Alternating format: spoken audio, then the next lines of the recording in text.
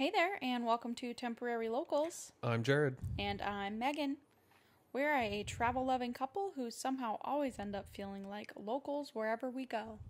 From small town streets to some of the world's most iconic wonders, we share our stories, hidden gems, and occasional history or true crime that shape the places that we've actually been. So if you're into travel, storytelling, and a little bit of mystery, then you're in the right place, and we would love it if you would subscribe and join us for the ride. This week, I'm taking you to Moab, Utah. That's right. And this is a special episode, a special event, because this is going to be mostly Megan telling stories of her many travels to Moab over the years. So this is kind of like a solo episode for her. I've done a few of my own, and I'm excited to hear her stories and her adventures in Moab. But first, we do have some... It's not really a current event. I'd say it's more of a current obsession. Would you agree? Yeah, so just we have like outlines built, and I'm very particular, so I like structure. And so I built a section in for current events because the first couple episodes there was always some sort of event, but Typically a natural disaster for everywhere we were talking about. yeah, pretty much. So we didn't really have anything to talk about, so we figured we would kind of just make it a little bit more personal on like what's currently, like you said, our obsession. Yeah. So I've seen the videos before here and there and never really paid much attention, even though I did think they were funny. But I've been obsessed with cart narcs, and I'm sure a lot of people listening are probably like, this is old news. Like, this channel's been around for a while. But we just started watching it a couple days ago, and I haven't stopped in like 48 hours. Yeah. So I do remember seeing it before because, as you know, my dad is obsessed with the First Amendment audit videos. And he did watch the cart narc videos for a little bit there, but I never really got into them. But yeah, now lately we just have really been enjoying it. So for those that don't know, it's this guy or maybe a couple people. I'm not exactly sure. And I think you said it started from like a radio show. Yeah, I think it was like a segment on a radio show, but it turned into, they started their own channels. And so because it's so intriguing. It's so funny. These guys go around all over the country, and when people don't return their carts to the cart corrals, they go around and they, shame them. They flag them down. Yeah, they very politely but publicly shame them, and the whole so they just kind of like hang out in parking lots and wait to catch people that are not putting their cart away, either leaving it in a handicap spot, leaving it in another empty parking spot, putting it up on the like curbing it. Yeah, that's a minor infraction. Yeah, and just the way he narrates is so funny, and some of the stuff that he says is funny because some people get irate, and it's just so interesting, like the psychology of it, how people get so defensive and they don't want to take any accountability. Yeah, I just think it's hilarious the way he addresses them, because you have some people, there's different levels of like people getting upset about this, but some people really freak out and will be like cursing and threatening him and even like trying to run and like chase him down. Mm-hmm. And the whole time he never breaks character, and he's always super like polite about it, calls them sir and ma'am. And it's just like, will you please put your cart back for me? And these people are just like screaming at him, throwing drinks at him. Yeah. And he'll put magnets on their vehicles if they try to drive away that say, I'm a lazy bones and I don't return my cart. Yeah. Yeah. And you joked that it's actually made us more like polite in public. So like we were driving the other day, and rather than, getting angry or upset, you're like, oh, what a lazy bones. Yeah. Instead of like cursing somebody out or giving them the finger, I'm like, you lazy bones. How inconsiderate. And earlier today we were out shopping, running some errands, and I was like looking around the parking lot, just like looking for people that are not putting their carts back. Yeah. Oh, another current event. Well, it's not really a current event, but we're excited. There's a Sierra store coming close to us, which is, for those that don't know, it's part of the group of TJX companies. So like TJ Maxx, Marshalls, Home Goods, Sierra, and then there's HomeSense. And it's kind of like those stores where they have like outdoor apparel, footwear, and just other gear. So I'm like super stoked. So it's like a budget outdoor store. I don't know if that it's sort of, I don't know if that's the It's word like I would use. It's like an REI but not pretentious.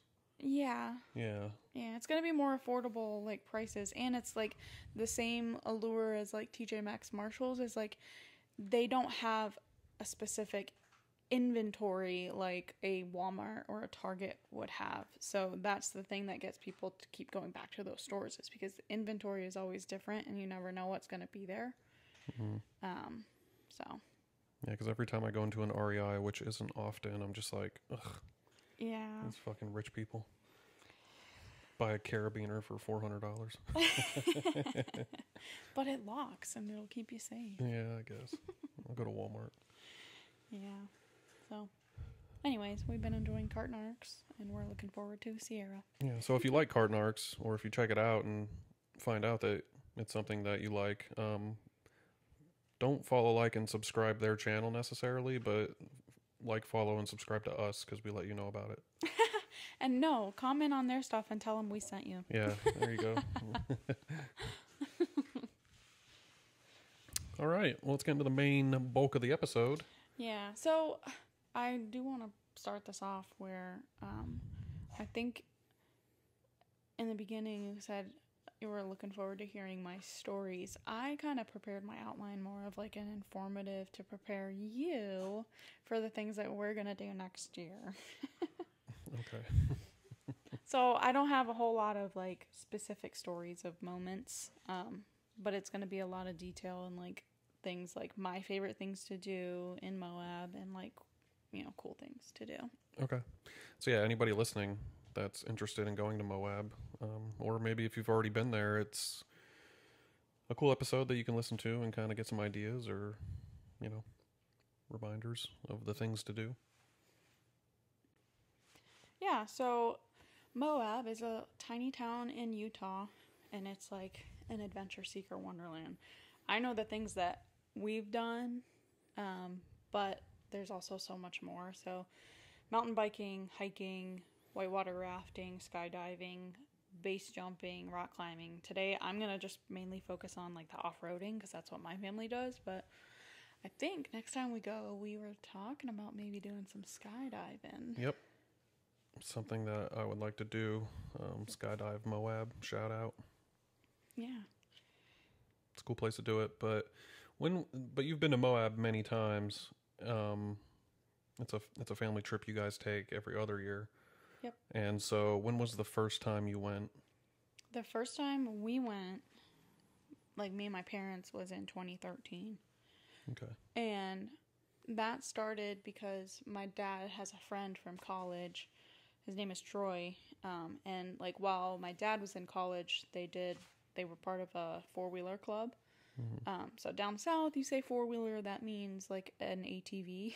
But up north, four-wheeling is like four-wheel drive, off-roading in a vehicle. So it's just a club of guys that like to go on, four-wheel trails with their Jeeps. Any four-wheel drive.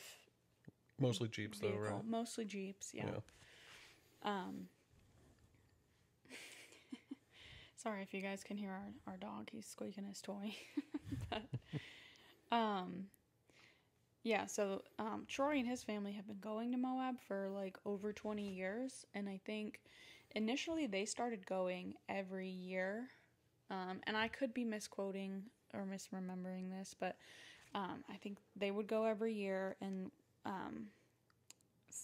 I don't know what happened. Maybe it was just kind of like it's a big trip, so they kind of started spacing it out every other year. So they've been going, I think, since like the early 2000s, maybe even in the 90s. I'm not exactly sure. And so at some point, your family, your dad, and then you and the rest of your family kind of got grandfathered into this group. Yeah. And that happened because we were living in South Carolina. So they went up to school in Michigan, and you know, you graduate, move away. Like we've lived several different places in the US and even Canada, and then kind of settled in South Carolina. And then so my dad and his friend Troy reconnected. It was a few years after we were in South Carolina, so I don't know exactly when Troy moved to South Carolina, but it turned out that he wasn't very far from us. So my dad and him kind of reconnected. Troy had a Jeep. My dad didn't at that time because we had moved from Canada and then moved down to South Carolina.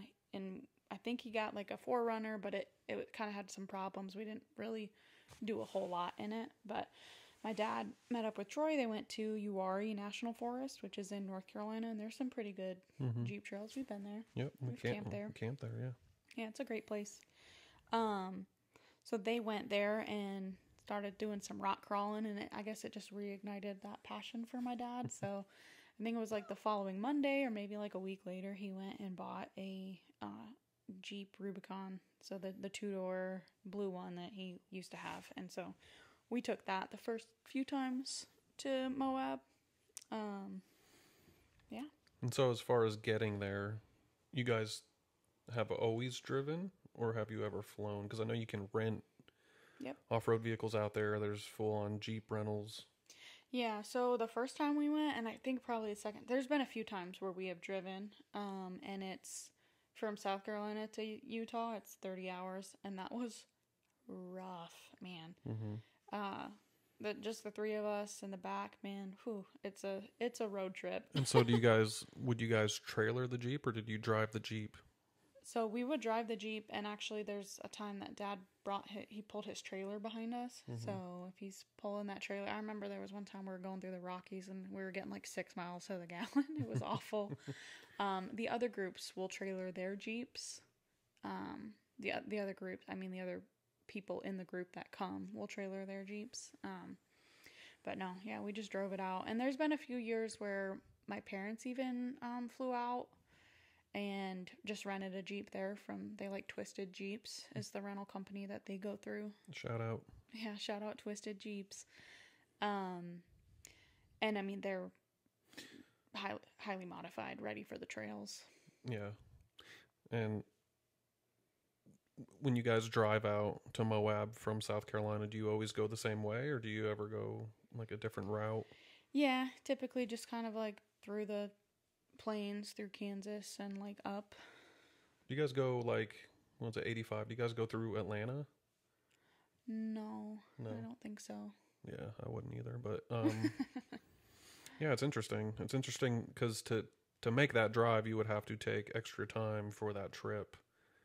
Yeah, and it's then worry about 3 days. Yeah, and then worrying about taking the vehicle that you're taking out there to off-road in, breaking down, or if you have issues while off-roading, how are you getting home? Yeah. So exactly. And how many people are in this group total? Oh goodness. I don't know. Sometimes we'll have to rent one condo. Sometimes we'll rent two, depending.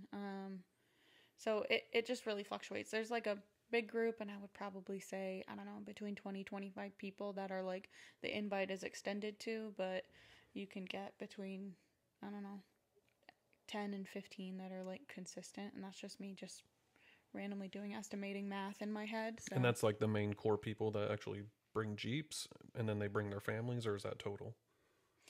That's total. Yeah, okay. Yeah. That's a good group. Yeah, it's like Troy's family, a few of their friends, and well, I mean, they're our friends too. Yeah. And so, usually, like I brought friends with me before, because there's like an extra seat in my parents' Jeep. So you just have to make sure that the amount of people equals the amount of Jeeps, otherwise somebody's got to rent. And I've driven on like 1 or 2 trails the last time we went, but it was like the easy parts of the trails. There's no huge obstacles and no cliffs nearby because I'll get into it when I start talking about the trails, but it's technical and you need experience. Yeah. So you guys go every other year, and I remember when you and I started dating, that was a year that you were going to Moab. Yep. But I think I was out of the country during that trip, right? Or as soon as I got back, you left. Yep.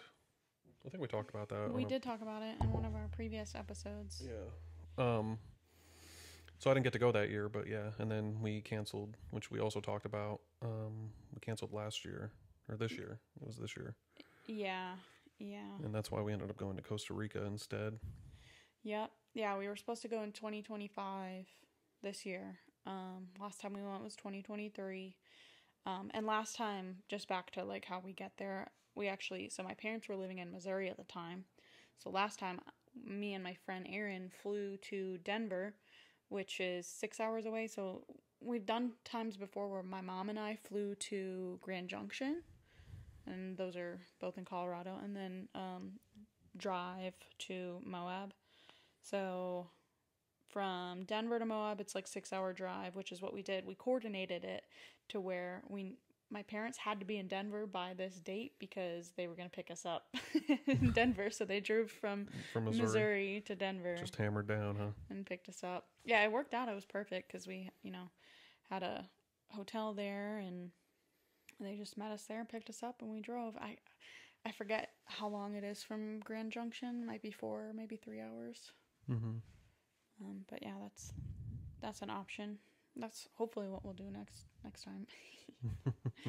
But yeah, we were supposed to go this year, but my dad's friend Troy, who I mentioned earlier, had a pretty serious injury at the beginning of the year, and I don't want to, air out his business, but everybody, there was a kind of a discussion on oh, should we go? And I say discussion, it kind of wasn't. It was more of just people communicating hey, should we go this year or not? And everybody kind of unanimously agreed that Troy is the group's trusted leader, that everybody trusts and relies on him when we go through obstacles. He's always the first one that does them. Mm-hmm. Well, most often, at least the difficult ones. And he is really good at finding a line and coaching others through it. So everybody was like, we don't want to go without him. So everybody just agreed we're going to skip this year and we'll go 2026. So we had already blocked the time off, and that led to our episode 1 in Costa Rica. So we already had the time off for work and stuff. So we were like, well, if we're not going to Moab, then what do we want to do? So we went to Central America. Yeah. Instead. And that started this podcast, episode 1. Yeah. So before we get into a lot of the off-roading stuff and the trails, and you can kind of go into depth about those, tell us about Moab itself, the town, because it seems like such a cool little spot. I know you said it's a small town. Obviously, there's a lot of land around it that are still considered Moab. But what's there to do in downtown Moab? Yeah, well, Moab itself, it's such a cool town, and I love when we usually stay in these really nice condos, and on one side, I love the view because one side is the really tall red rock cliffs, and then the other side is the La Salle Mountains, so it's snow-capped mountains, but you're in hot desert, and it's just a wonderful view.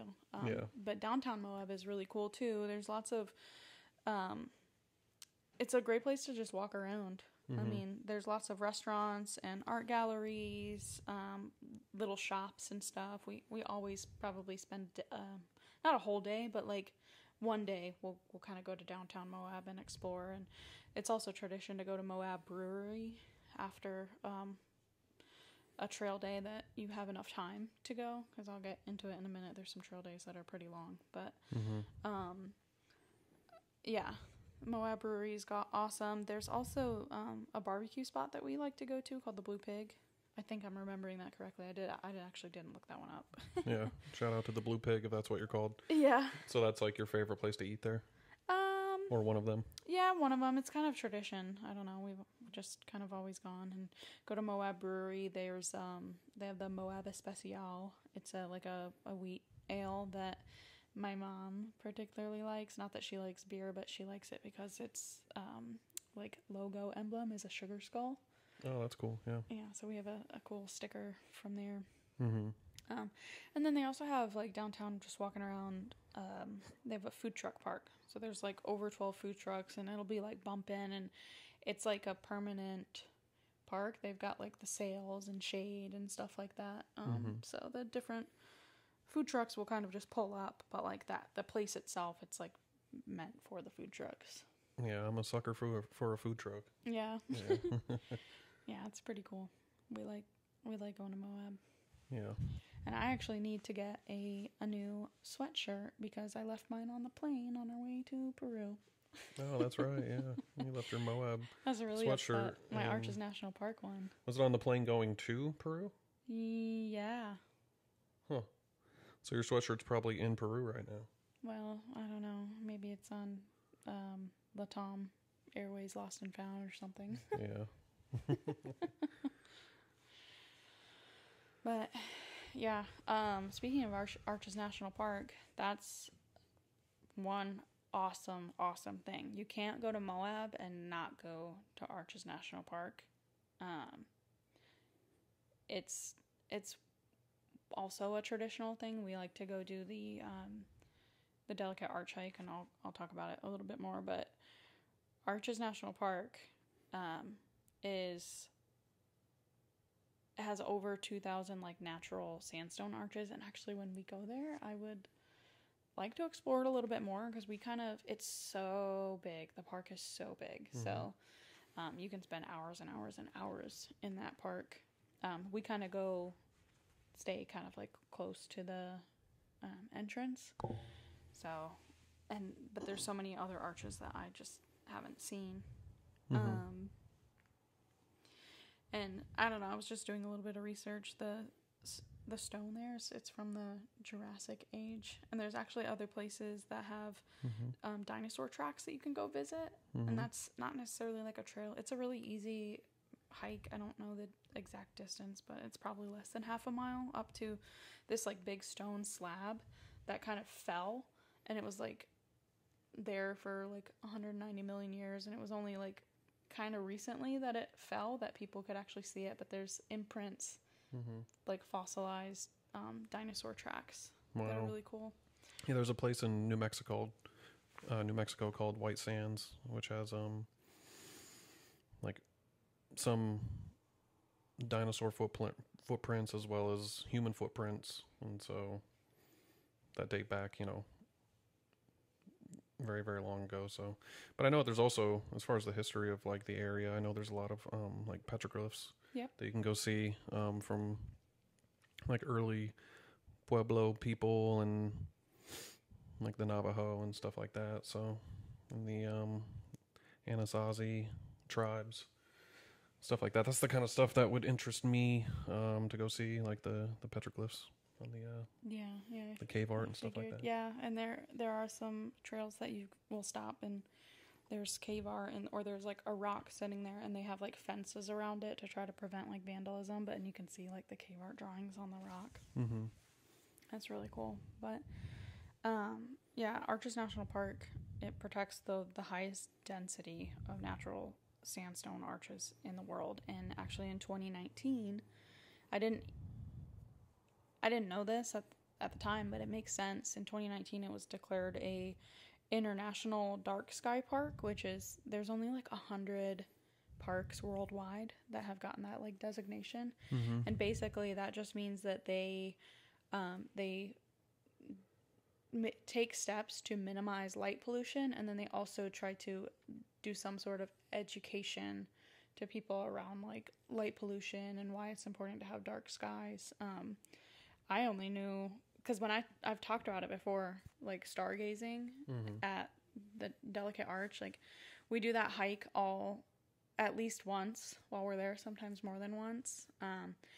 That one's a short hike. It's 3 miles round trip, less than 500 foot elevation gain, but there's some steep parts of that hike.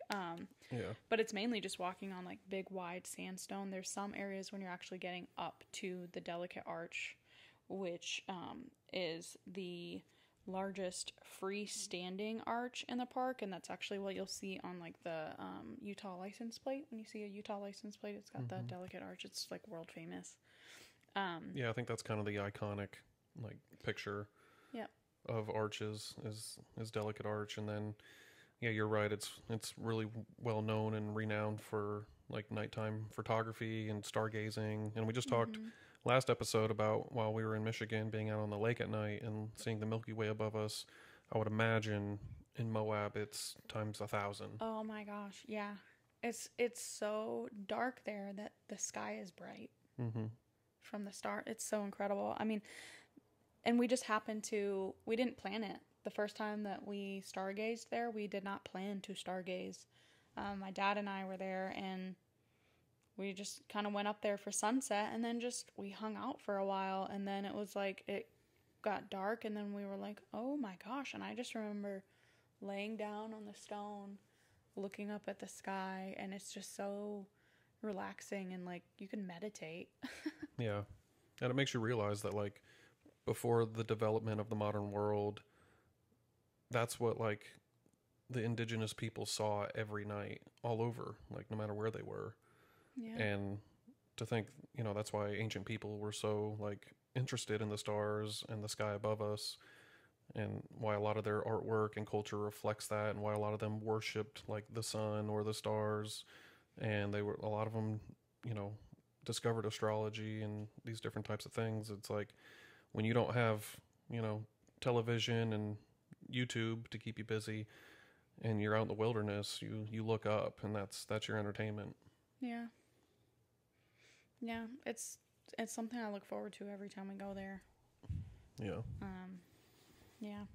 And then also something that I do every time I go is next to Delicate Arch, I do a bridge pose, just because that's my like cliche, like Leaning Tower of Pisa, like tourist photo.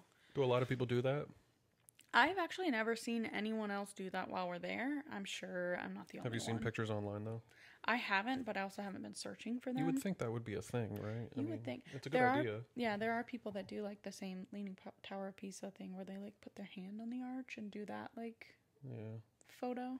Yeah, it's like in Egypt, you kiss the Sphinx, or you like put your fingers on top of the pyramid, or I wasn't interested in doing any of that stuff. Yeah. But the arch is cool, and so you have pictures going all the way back, 12 years or whatever.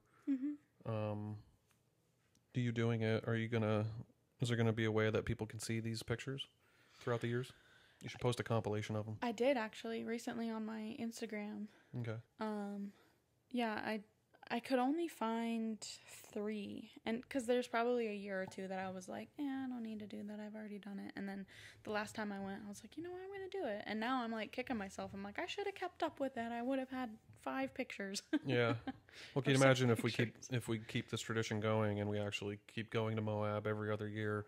When you're like 70, you're going to have to be trying to do an arch. That's what keeps me fit. I got to keep up, because the post I made was actually showing how my bridge pose has deteriorated over time. And so that'll be my thing, is like my yearly motivation. I got to make sure that I'm fit enough to do a bridge pose for Moab. Yeah.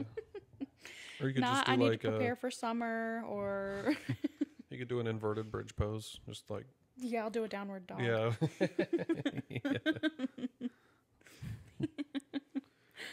Oh, that's good. Yeah. Well, I will get into the trails. So I rank them on here as like, so there's the, what is it? Like Red Rock 4-Wheeler Club or something like that.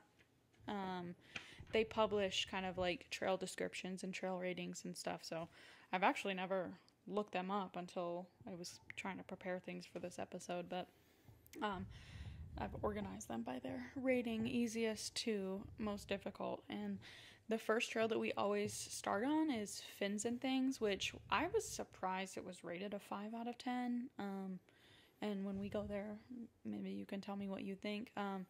It is very steep, like inclines and like declines, but it's all the like slick rock sandstone, like I don't know if they're petrified dunes, that's what it seems like, but the beginning of it it reminds me of like a stegosaurus. You know, they're like spikes on the back. That's what you're going up, and I think that's in my mind why it's called fins and things, yeah, because it's like going up a bunch of fins. Mm-hmm. There's not a whole lot of specific like extreme obstacles. It's just a lot of steep hills that you're going up and down. So you said these trails are ranked by difficulty. Does that coincide with danger?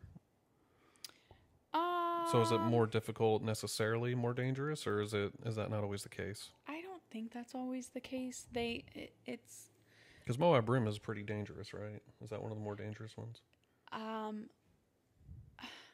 don't want to use that word because there's risk with every trail that you go on. But yeah, Moab Rim has a very difficult obstacle that cambers you toward a cliff. Yeah, because people have fallen off and died, right? Yes, and actually in 2023, it was not long before we went there that a couple actually rolled their Jeep off the cliff and died. Of Moab Rim, right? Of Moab Rim. Right, so I'd say it's... I thought that there was a trail there that was like kind of known, and that's where like a lot of people have like... Not that a lot of people have died there, but the people that have died, it's mostly on this one thing. Is that not the case? I wouldn't know of like all the other incidents. I know that like there's been more than just that one case that have rolled off that cliff. And that's why, so Moab Rim is actually one of my favorite trails, and that one's rated a 7 out of 10, by the way. That one's one of my favorite trails just because it's so beautiful. And we don't actually do the whole trail. We just kind of do the entrance to Moab Rim. That's like the scary part, and we kind of hang out for a little bit and then come back down. I think that actual trail is actually pretty long, and it goes to like an overlook and stuff, but we don't, at least in 2023, we didn't do the full trail. But it's just like you got the overview of the Colorado River, and it's such a pretty trail. But that one actually, the last few times, like I love going out and doing the off-roading, but I don't know, over the years my anxiety is kind of like increased a little bit. So Moab Rim, I don't ride on that trail anymore. I get out, which is fine. Does your mom? She'll ride. Yeah, she'll ride. But usually when I'm riding, I'm sitting on the side of the cliff. So it's like, and for that obstacle, it's called the Z-turn.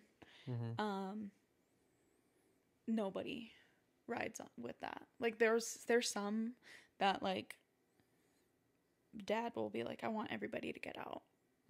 You know, and that's just another thing of like the importance of having good spotters and a good group that can communicate, and then the experience driving is knowing when you need to kind of like buckle down and focus, because part of it is like I want you guys to get out because I don't want distractions, or I want you guys to get out because if I roll, I don't want you guys to be in it.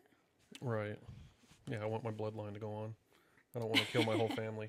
Well, and you know, where I'm from, it's like off-roading's very big.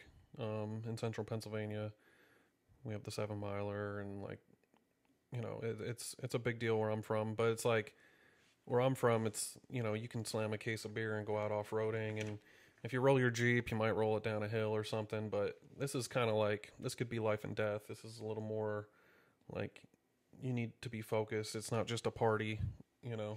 Yeah, we don't. We're going on these trails because we enjoy, you know, off-roading. We're not out there drinking beers on the trail. Yeah. Are you allowed to? I don't know. I mean, probably if you're not driving, I guess. Yeah. But yeah, we're not out there doing that.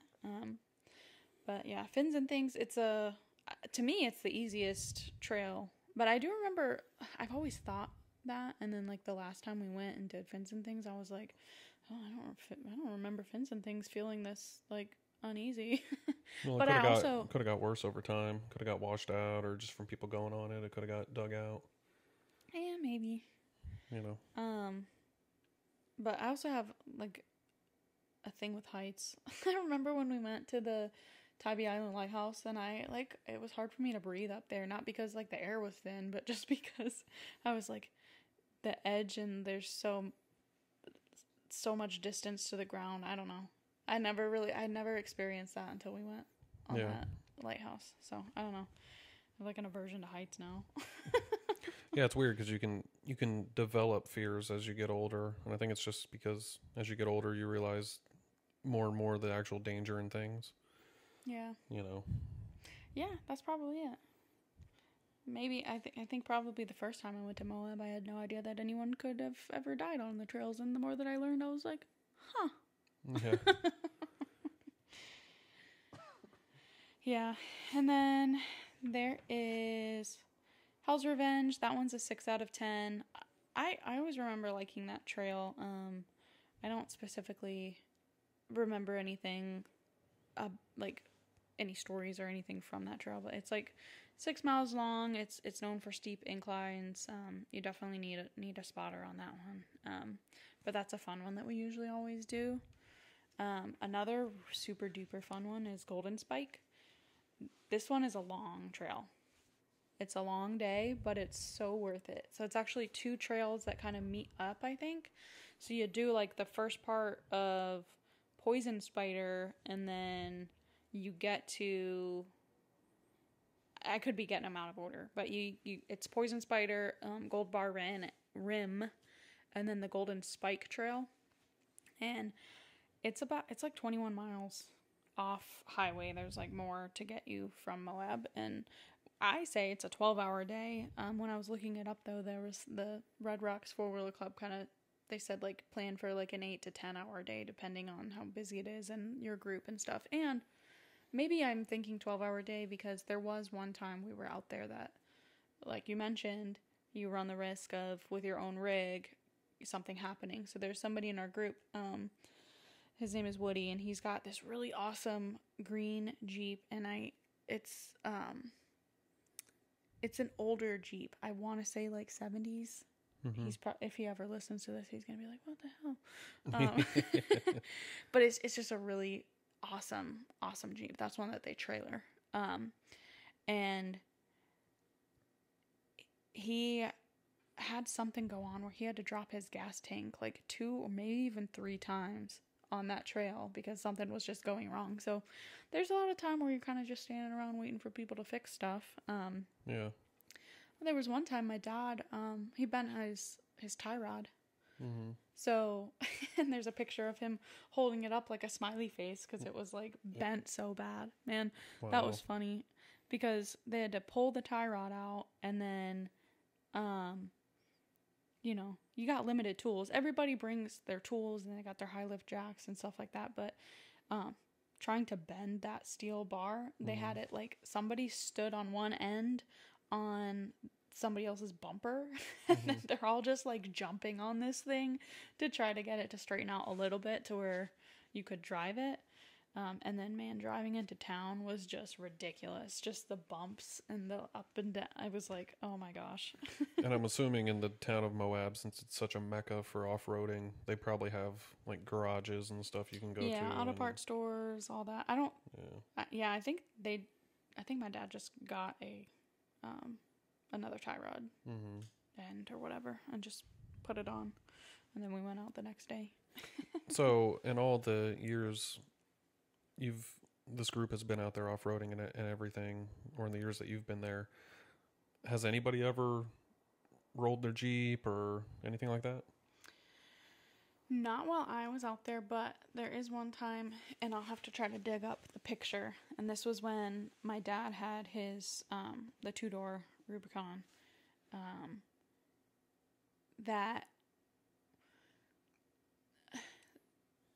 so I don't remember what trail it was on. He might, but we were going up and kind of got a little off camber, and there was one kind of wheel popping up in the air, and that's when he was like, you know what, everybody get out. And like we thought we were gonna roll, Mm-hmm. but we didn't, and so me and Mom got out, and I remember because we usually take the doors off and stuff. There was stuff that fell out of the Jeep. That's how the angle was. Mm-hmm. So Troy grabbed a strap and hooked it to my dad's Jeep, and started, because his Jeep was already up on the hill above the like obstacle, Mm-hmm. and started pulling him in a way that was like, so when you're four-wheeling, most people know that like you want to go approach the incline directly. I don't know if I'm describing this right, but you don't want to be sideways Mm-hmm. on an incline, because you're gonna Right. roll. And it was the way that Troy had to go and was like pulling my dad, was like pulling him more sideways.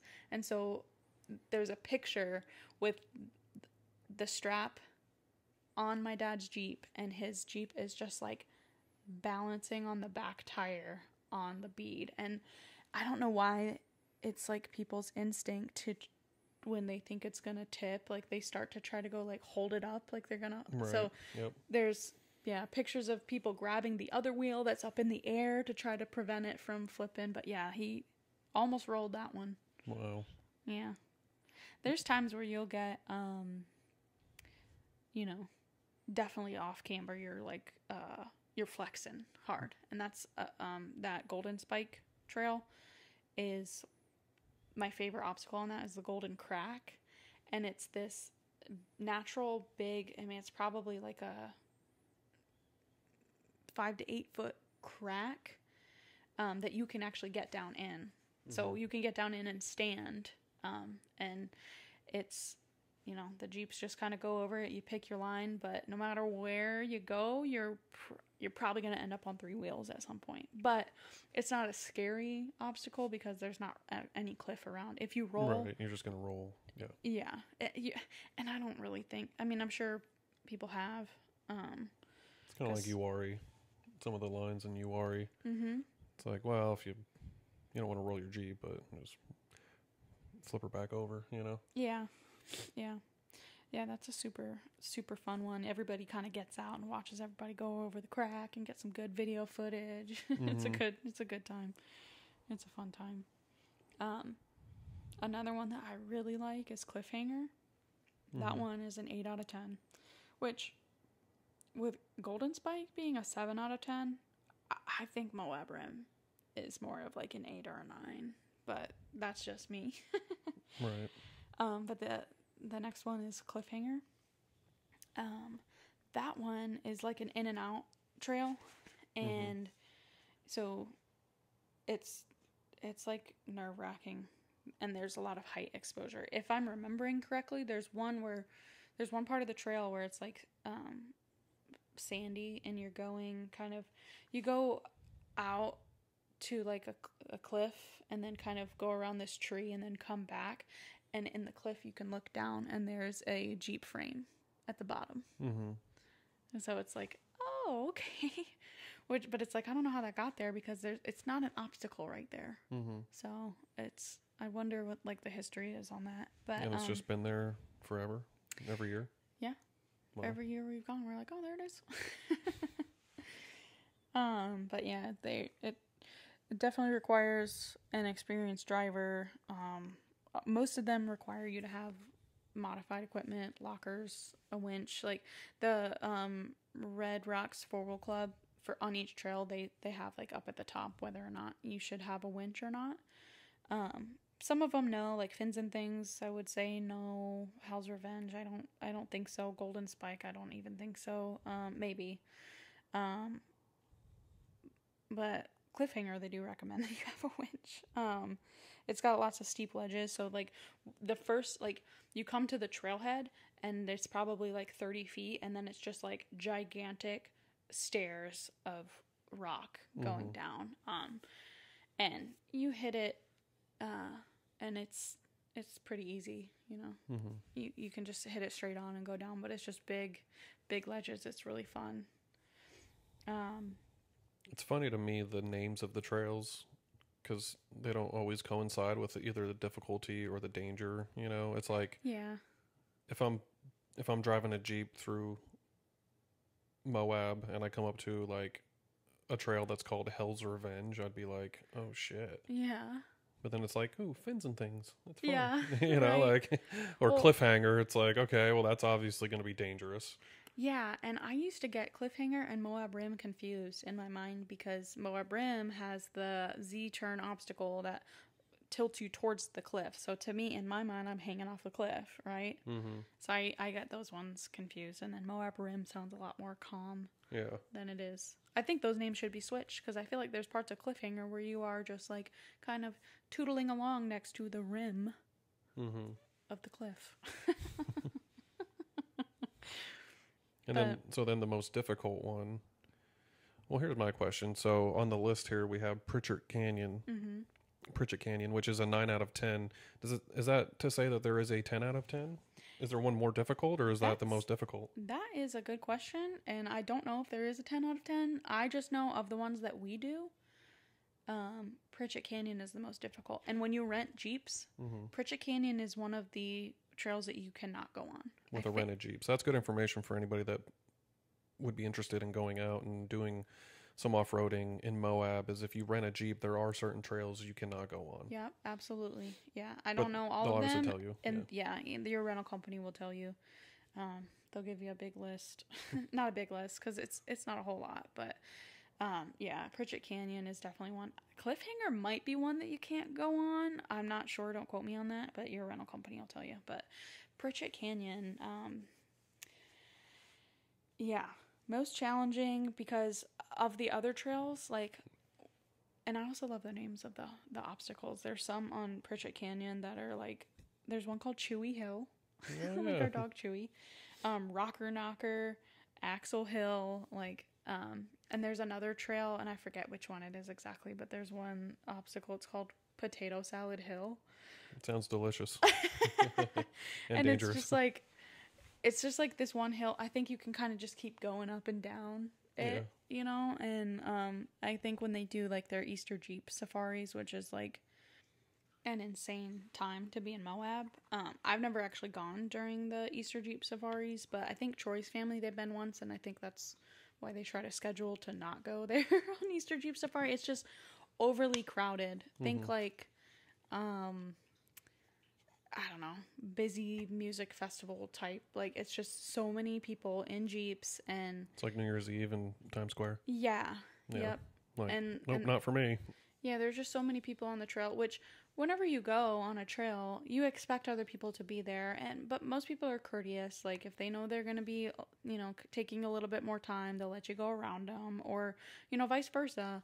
And you'll see so many different rigs too. Like, we just do Jeeps.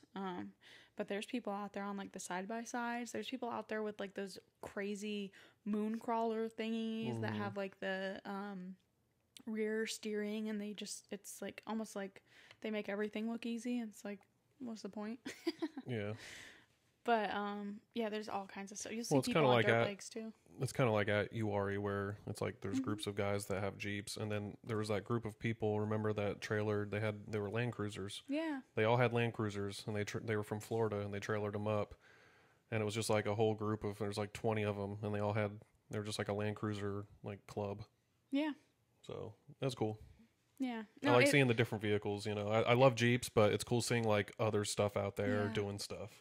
Yeah, I love seeing other people's, setups, or just like the colors that they pick, and I don't know, because some people do it with like the Jeeps. They'll do like themes, so they'll have like their Jeep is like named or whatever. Like, I don't know, like it's a boat. Yeah. I think that's just fun.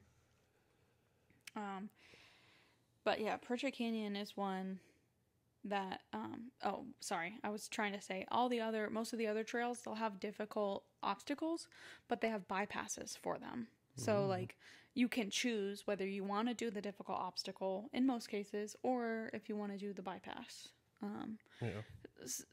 It just depends. And we have so many different Jeeps in our, group that have different like wheelbases. So some obstacles are easier for others. There's so many different factors that go into off-roading, between what you have set up for you, your tire size, like your lift, all of that, plus just like the trail itself, what you're encountering. Yeah, it seems a lot more like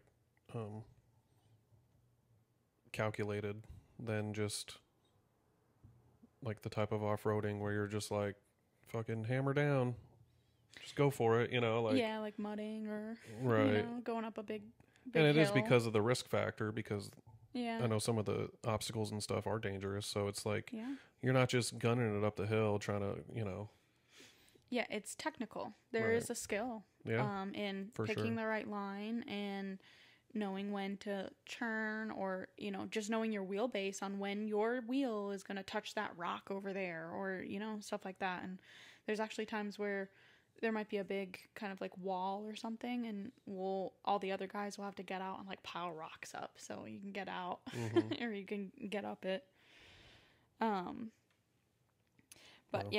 Pritchett Canyon is a very deep, like steep walled canyon, and there's some parts of it where it's like smooth sailing, but like most of the obstacles have winch points because there are no bypasses.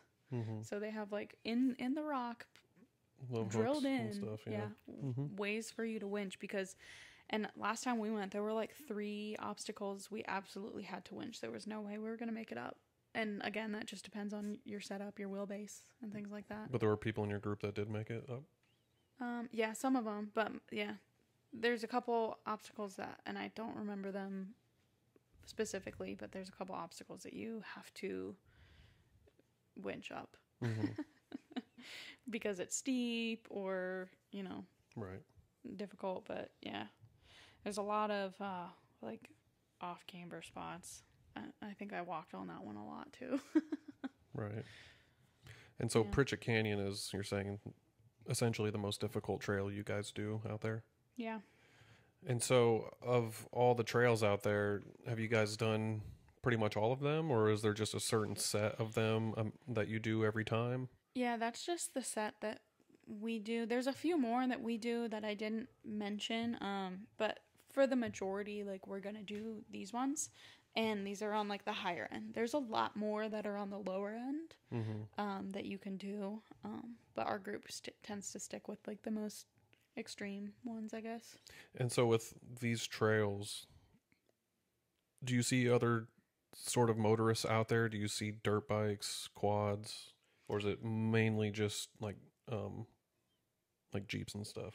You'll see dirt bikes. I've never seen a quad out there. But yeah, you'll see people on dirt bikes. You'll see people mountain biking too. On these trails? Yep.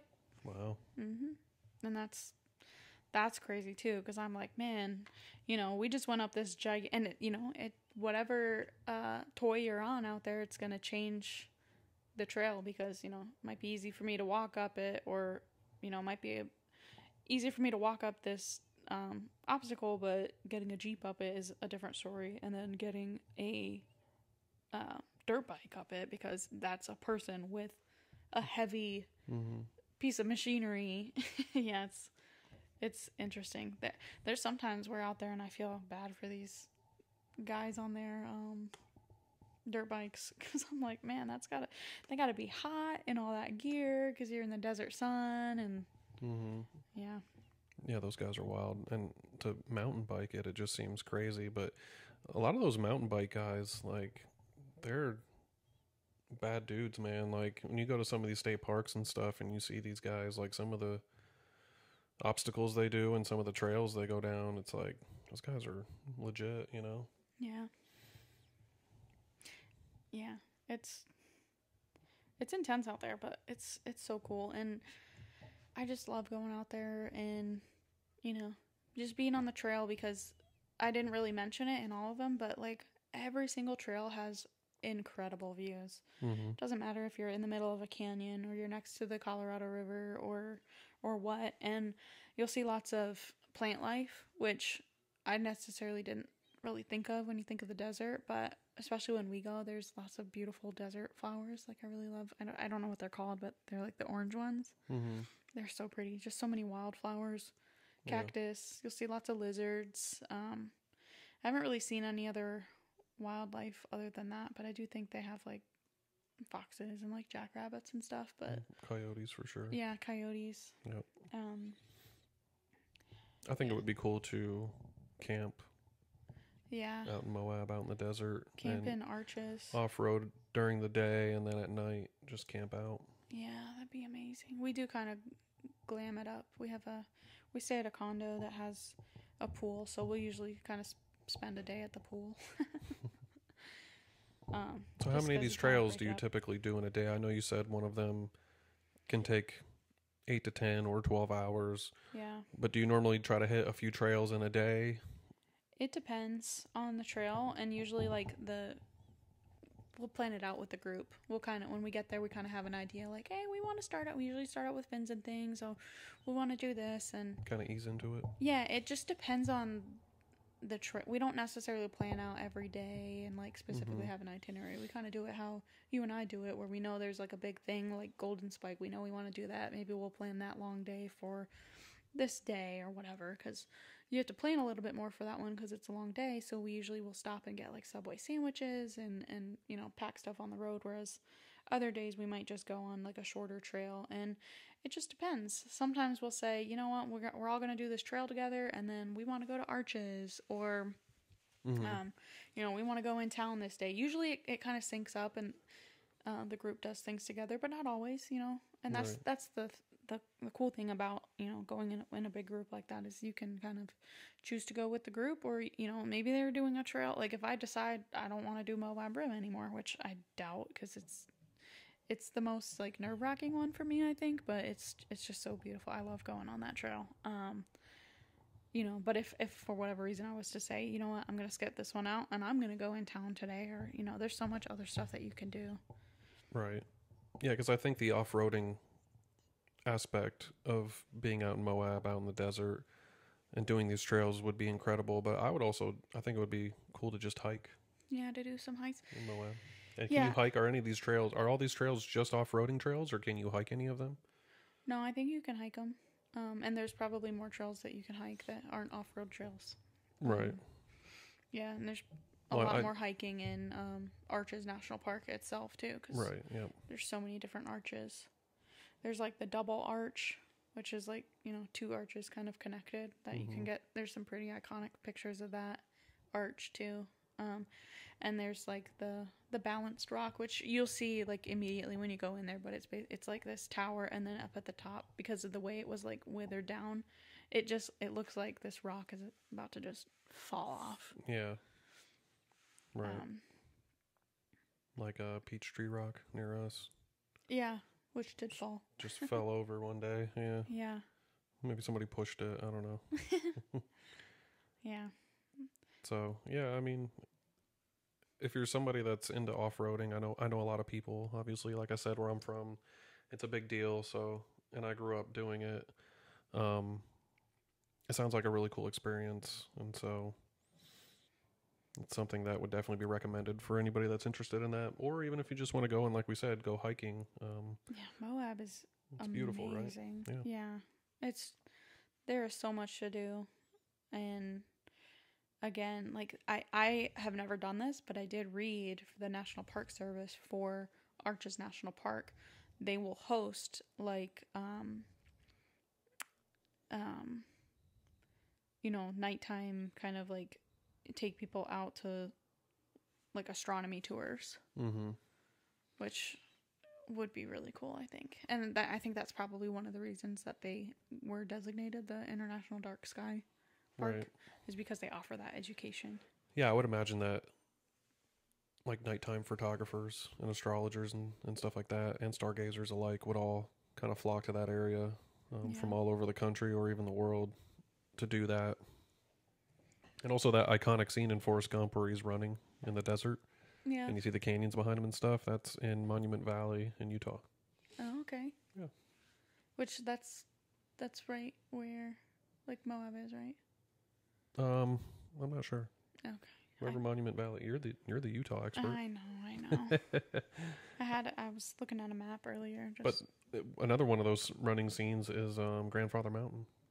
Oh yeah, which is near us. Yep. Yeah. That's a cool movie. Yeah. Alrighty. Well, So, any other tips you would give to, let's say, somebody who wants to go to Utah, who wants to go to Moab, wants to go off-roading? Do you have any tips? definitely don't go alone. And I would probably make sure you have the experience to be driving out there. I would not just say one day, I feel like going out and off-roading, I'm going to go to Moab. Like, you It's definitely... for more experienced off-roaders.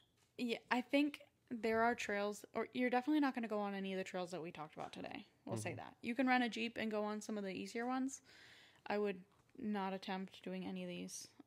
Don't do it alone. And if you're not used to the desert, bring lots of water. One crazy story that, like, it's not that crazy, but...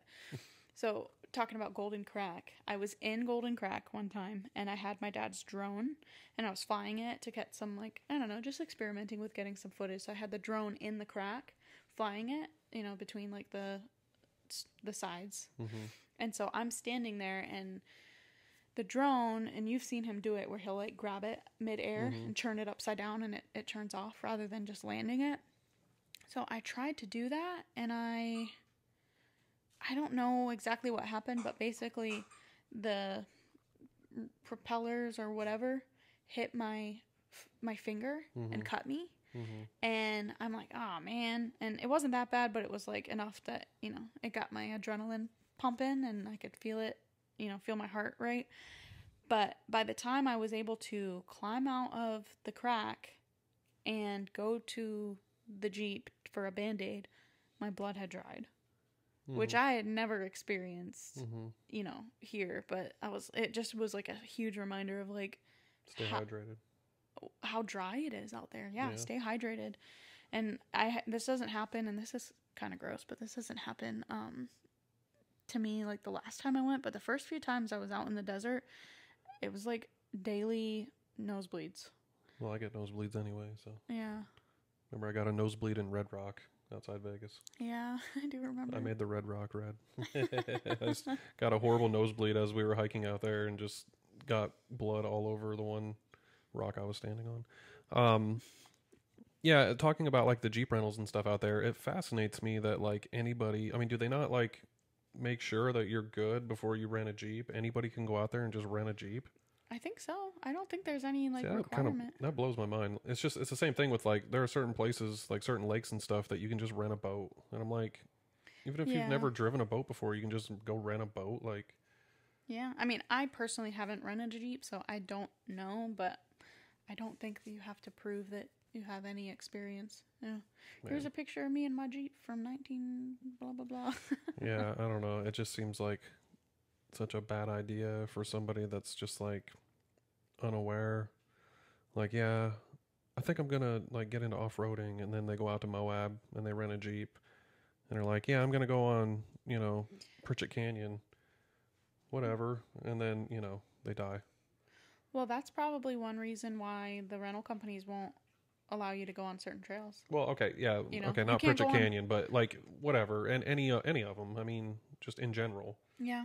You know, it's just crazy that like they'll just let anybody rent a Jeep. I wonder what their insurance is like for those places. I'm sure it's a lot. Yeah. I think... And I'm sure renting the Jeeps is expensive. I was just going to say, I'm pretty sure... Because when we've rented... I say when my dad has rented Jeeps, it's not for the whole time. It's usually like a couple days, because I think it's like $500 a day, which actually, it's not awful. Yeah, it's less than the Maserati at LAX or the Lamborghini. That was like $1,000 a day. But yeah, I was like, for one day, we should just drive around in a Lambo. Yeah, come on, let me get a Huracan. Yeah. Yeah. Well, thanks for telling us a little bit about Moab and your experiences out there. It's super interesting, and I also want to say that, you know, we're doing this Moab episode with you because you've been there so many times and it's, you know, a pretty big part of your life. Next year, we're also planning to go back to Moab, obviously, and in which that'll be our first trip there together. And we'll probably do a second episode about Moab.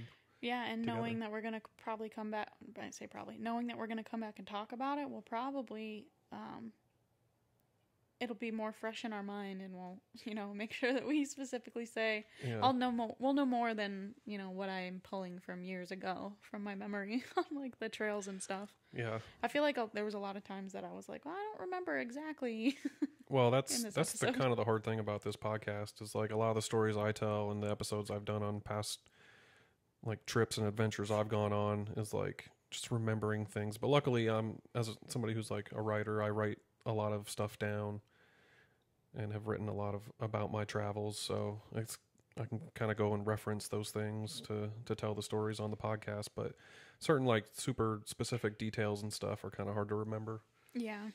But yeah, so the best episodes to do are ones of like a trip that we just did. Yeah, like last weekend or something. So. Yeah. But yeah, so we're going to do another Moab episode. So if you enjoyed this, then there will be more content coming. Yeah.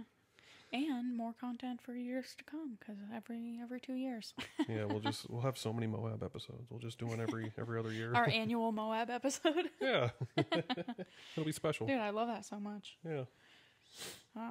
Well, thank you guys. That's it for this week. Thank you so much for listening. Plug in our socials quickly. Just a reminder, we are Temporary Locals. We can find us on Spotify, YouTube, and Instagram at Temporary Locals Podcast. And let us know. Jared and I kind of have a jingle that we do just at home. Let us know if you want to hear it. If we have enough people reach out, then we'll do it. Yeah, we'll play it in the beginning of the podcast instead of just awkward silence. It's just like a very, it's just a couple words. I wrote it on the A ukulele. couple sentences. Yeah. I play it on the ukulele and we sing it. It's pretty catchy. It is catchy, and that's why we'll catch each other singing it. Yeah. Taylor Swift has nothing on us. Yeah. Our Temporary Locals era. Yeah. But anyways, Jared can be found on Instagram at Rover_Stover, and then on YouTube at Rover Stover. And you can find me on Instagram, TikTok, YouTube, and Facebook at Mego Goes Global. And if you guys made it this far, please like, share, leave a review. It really helps us out. We do this for fun, but it doesn't hurt. But with that, I'm Jared. and I'm Megan. Thanks for exploring with us. Be a local anywhere you go. Bye. Bye.